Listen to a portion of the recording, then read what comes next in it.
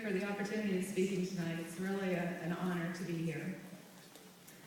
You know, I didn't think it was possible to feel older than I did last December when I came back to OHS for the choral concert. I took a look at the program, and it said something crazy, like it was the 35th annual winter concert. And I thought to myself, wow, he's been there a long time. And then it hit me. I was there performing in years 1 and 2.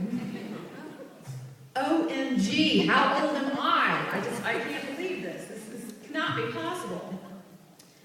And then Mary asked me if I would speak tonight, and I realized yet another cruel fact, and that is that I, as one of his oldest students, now had to try and remember things that happened literally decades ago. I'm at that age now where I can't remember things that happened 30 minutes ago, much less over 30 years ago. So how was I possibly going to get up here and talk about really anything with any kind of detail? But then I remembered, tucked away still after all these years, I had a journal that I had faithfully kept during my last 2 years of high school. And those last 2 years of high school were the first 2 years that Greg Carswell was here at OHS. So in a way, I actually started writing this speech over 30 years ago. I just didn't know it then. That journal became my own little history book of events that I could reference. And reference I did. So, all of the following stories I'm about to share are true. Some I easily remembered, others I did need a little help. But before I start, there's one thing that I would like to ask you guys to keep in mind, and that's that this was the late 70s, and we didn't know what politically correct meant back then. So, I was there at the beginning. And when I say the beginning, I mean the very, very beginning.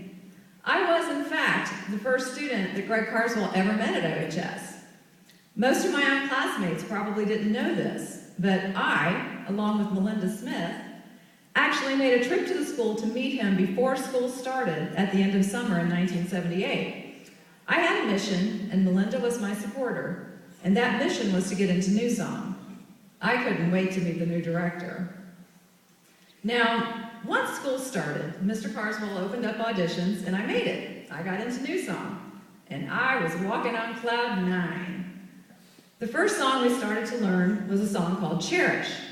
And no, I'm not talking about the Madonna song, because this was way before Madonna was even on the scene.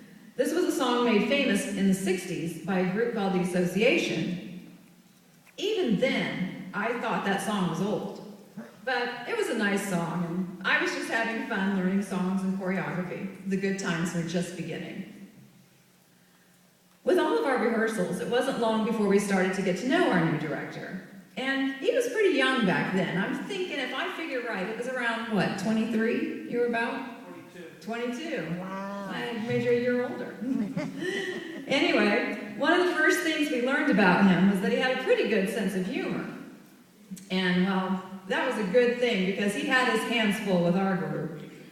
One day, he wanted to know how many girls in the class thought they were fat.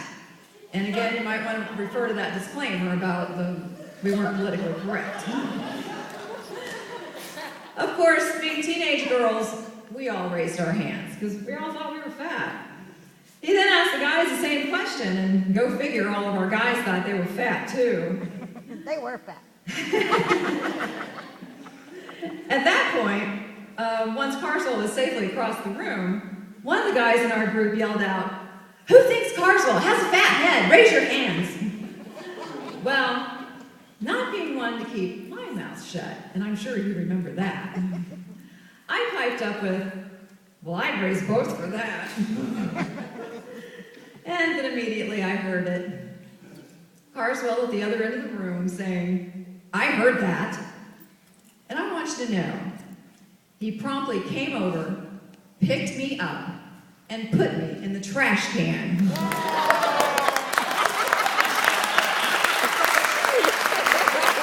So, you guys that came after after us that are complaining about getting shoes thrown at you or erasers or music stands and all that. Well, he threw me in the trash can. Don't you get that? This is how it started. So, yes, we were getting to know our new director. Now, the class of 79, they were a great bunch of kids, but they did have a lot of pranksters. And by the time of our first Christmas concert, and yes, we called it a Christmas concert back then, the pranking was hitting new levels. The following is part of what I actually wrote in my journal on the night of that concert. December 14th, 1978. Tonight was our Christmas concert. It really went pretty good. Before the concert, we were in the chorus room and Mr. Carswell was out. Someone got the bright idea to steal Mr. Carswell's desk. So, all the guys picked it up and carried it out the door. It was so funny. It took him a long time to even notice it was missing. And I want you to know, when I read that, I had to read that twice. It took you a long time to even notice it was missing. It was the 70s. And you were still young then. I know. This morning, they hid the Christmas tree. The guys are all so cruel to Mr. Carswell. He takes all of it very well, though. They would have never done any of that to Mr. Malone. Later that year, New Song Spectacular would also become an unforgettable evening. That year, we did a salute to the 50s, 60s, and 70s, with new song and soloists performing songs from each decade. No doubt, the highlight of this evening would come early on when our drummer hit the stage to do his Elvis impersonation, singing Hound Dog. While he was singing, the rest of us were seated, scattered across the stage behind him. We were trying to imitate a 1950s sock hop. Then we noticed something odd. Not only were we hearing a lot of screams from the audience, but almost hysterical laughter. Then it happened. The word started to spread across the stage like wildfire, from one of us to the next. Vinny's fly is down. Vinny's fly is down. Yes, our drummer had hit the stage and forgot to zip up his pants. Vinny's fly was down. Osceola singers did not make it to state that first year under Carswell. New Song did, but when we got to state, although we probably gave our finest performance of that year, and even had people from other schools giving us a standing ovation, we got it too. No doubt about it, we were, as many of my former classmates have since told me, the original Glee. Woo. But instead of teaching a Spanish class like Will Schuster, Greg Carswell taught a crafts class. And during my senior year, I was his trusty student assistant. My job was to mix paints or do whatever prep work was necessary. But mostly, while the class was working on their assignments, we would just sit up front and gossip or talk or make plans for a new song or something. That was my senior year, and I was loving every minute of it. Honestly, the best times of my junior and senior years were in chorus. We were constantly picking on each other, laughing, rehearsing, and occasionally fighting. But the bottom line was that we had one common goal and one passion. And when it came down to our time to shine, district and state, we did. What New Song was unable to do in 1979, get a superior at state, we accomplished in 1980. 80. Thanks, Pam. So here we are tonight, almost 33 years to the day that I graduated and left OHS. A lot has changed since then, including the entire school. I would have killed to have this auditorium back then. We had the 900 wing. It was sad compared to this. Over the years, I've sometimes wondered why I had kept my old high school journal for so long. Why didn't I just throw it out? But now I know. I knew that that period of my life was something special. And over the past couple of months, because of that journal, I have been able to relive some of the very best times.